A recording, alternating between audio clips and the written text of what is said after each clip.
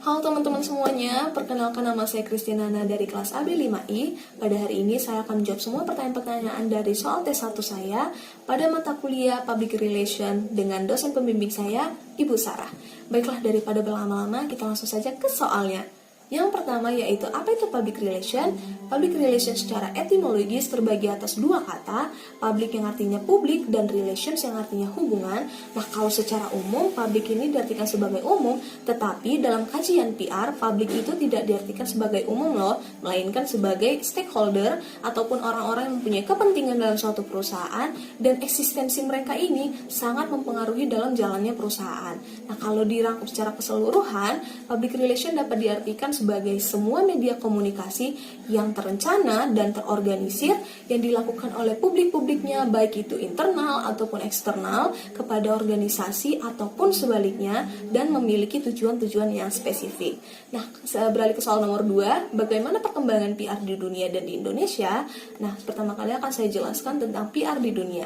Pertama kali PR di dunia itu masih belum terorganisir dengan baik loh, dikarenakan pendapat pada saat itu, pendapat-pendapat masyarakat itu masih digunakan sebagai kepentingan untuk kebebasan dan kemerdekaan pada masa kolonialisme. Dan semakin berkembangnya industri dan teknologi pada periode kedua menjadikan PR sebagai aktivitas yang sudah terorganisir dengan baik, ditandai dengan adanya perdagangan lokal, nasional, dan internasional. Nah, semakin berkembang lagi pada periode ketiga menjadikan PR sebagai profesional, dikarenakan sudah meluasnya mesin pembakaran dan juga penggunaan listrik pada saat itu. Semakin berkembang lagi nih di periode keempat menjadi PR itu sebagai be informat dan juga sudah membuat investigate reportingnya sendiri loh, yaitu adalah untuk melawan para petani, para usahawan, dan juga para koruptor. Dan hingga pada saat ini PR itu sudah disebut sebagai profesi baru loh di berbagai perguruan tinggi. Nah, bagaimana kalau perkembangannya di Indonesia? Pertama kali cikal bakal PR itu sudah lahir sejak Presidium Kabinet Perdana Menteri Juanda, yang kemudian berkembang lagi pada periode kedua sehingga dapat dibentuklah organisasi yang bernama Bako Humas Pemerintah di RI. Dan begitu juga semakin berkembang lagi di periode ketiga, dikenal nih di banyak kalangan swasta dan juga di kalangan profesional, dan juga semakin berkembang hingga saat ini sehingga PR itu sudah disebut sebagai profesional khusus. Dan yang soal ketiga, bagaimana perbedaan dari marketing, advertising, public relation, dan juga sales. Nah, marketing itu lebih banyak membicarakan tentang strategi-strategi dalam memasuki sebuah pasar, dan di situ penetapan produknya dan juga segala macamnya.